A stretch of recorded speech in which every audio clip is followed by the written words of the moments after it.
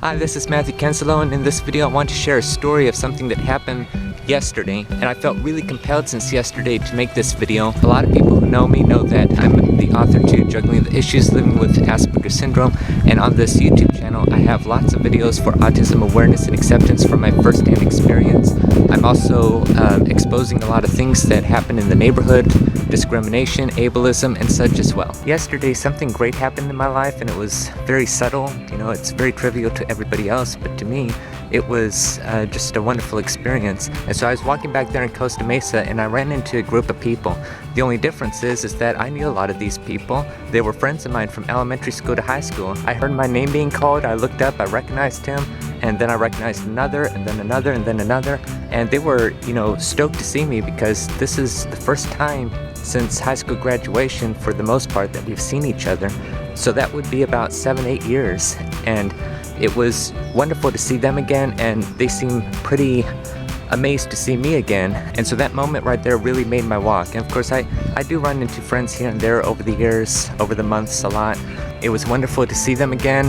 They even took pictures with me because it's been so long, and they're just so happy to see me. So again, that made my day. And so then I left and I was walking down the street, and it wasn't long before I was hammered with guilt. I know that's peculiar, and I'm going to explain. And I believe that this is a trait of autism. I was hammered with guilt because there's lots of times in my life where I just get upset or I lose sleep over enduring the discrimination that I felt, the bullying that I've endured for the past 20 years. There's been many times in the past several years where I run into old friends, old teachers, and sometimes even new people that I haven't met before, and they make me feel good, they make me feel accepted in the community, And to think I could get so perturbed in the background to my friendships and camaraderie that I have with other people, it just seems a bit counterintuitive. So I'm like, why should it bother me when people, especially those I don't know, just treat me as if I'm less than a human being, especially when I have lots of friends who support me and I could lean on,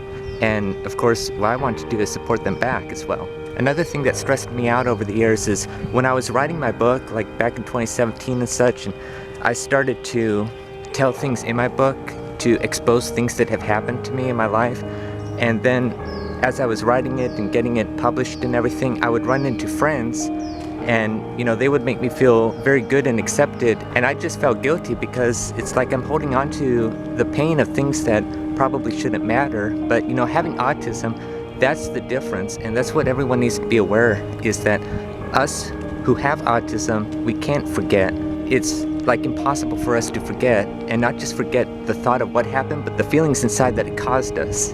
Another thing is that having autism usually equates to being targeted, profiled, discriminated, even on first sight, which has happened a lot of times. I have several YouTube videos exposing this, and even in my book, chapter 17 especially, I expose some stories.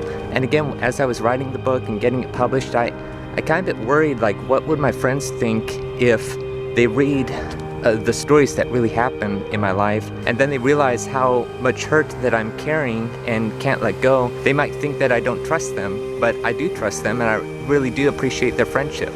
And walking nearly every day for the past 70 days in a row, I love walking, I walk all the time, but not as much as I have this summer, but still, I experience discrimination in the area, and a couple of times it got so huge and dramatic to me that I had to make a video, and so that explains the June 19th video and the July 20th video, but beyond those videos, there are like hundreds of other subtle things that have happened. I didn't want to be spamming YouTube with all the things that happen, especially how subtle they are, but they range from like stares to people snickering or laughing at my presence and such, or they stare at me until we pass by to make sure that I don't, attack or whatever.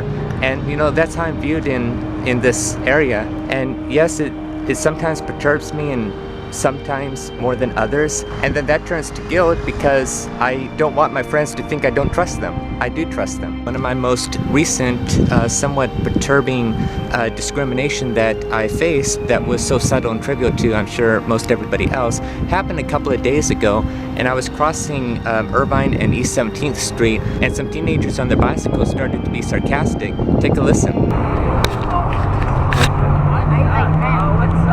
Hey man. And that was just for me walking the opposite direction of them. I could guarantee that if I was some neurotypical, they wouldn't have done that. And of course, I try to give the benefit of the doubt. I tried to do that immediately, especially for the others, not the first one. But it just seems so clear to me that, they were being sarcastic. And honestly, that one thing alone really kept me up that night.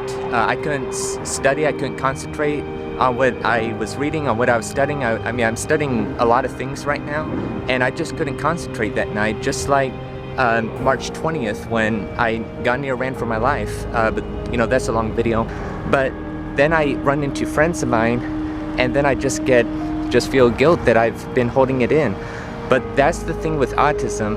As soon as we leave a place where we're content and happy, then everything starts all over again and starts to plague us, all the bad memories, all the hurt and everything. And so this is the conundrum that we autistics constantly face, but I make it my mission to spread awareness, and that's why I'm making this video. I started to think yesterday that if I'm silent on the issue, or if I achieve a place where I'm content and stuff like this doesn't bother me, then am I going to have the push to continue to spread autism awareness? Because the pain that I feel, I'm using it to give me the push to speak out my feelings, so that other people who don't have a voice can use my words, what I say, and they could use it saying, this is how I feel. What this person says or what that person says, this is what I'm trying to explain to you. This is how I feel. And that's predominantly why I make this subset of videos of autism awareness and acceptance. And it's not cliche that bullying makes us stronger. Bullying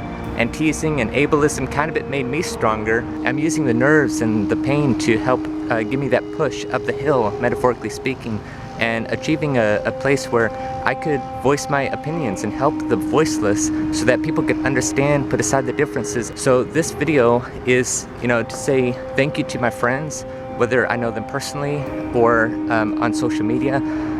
You do make my day. I really mean it whenever I say you made my day, because this is what I put up with every day. And once again, I say a very huge and sincere thank you to all my friends and the friends that I ran into yesterday, making me feel totally accepted, totally, I belong, And I want everyone to feel that and to experience that. I'm not doing all this to get me in a place where it's just me that feels better and content of everything. No, I want to help people, and I have decided to make my life of helping people.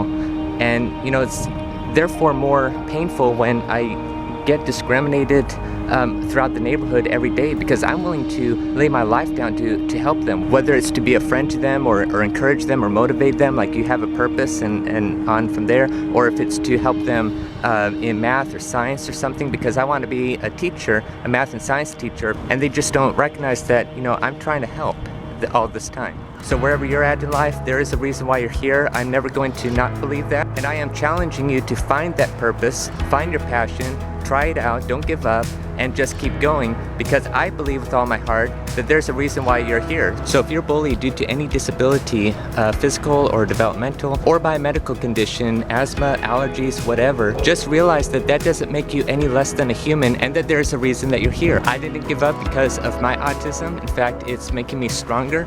I didn't give up. I got 2 degrees. I got a book published. I'm a YouTuber to, just put some joy in people and motivation in people, among a lot of other things that I've accomplished, because I did not stop my life because of this diagnosis of having autism spectrum disorder. Well, I was diagnosed with Asperger's syndrome, which is a mild form of it, but anyway. And to those of you who are bullies, you also have a purpose. I'm sure that you probably bully people at their expense because somebody hurt you, or many people hurt you, or your family hurt you, and because of what happened to you, that's not your fault, and that shouldn't define who you are. You too have a purpose as well. So this is just some motivation that I like to make. I hope a lot of people watch this, but usually my videos like this, it hardly gets anywhere, but at least I believe that the right people are going to watch this video. So don't ever give up in life, give yourself a chance, and have an excellent day.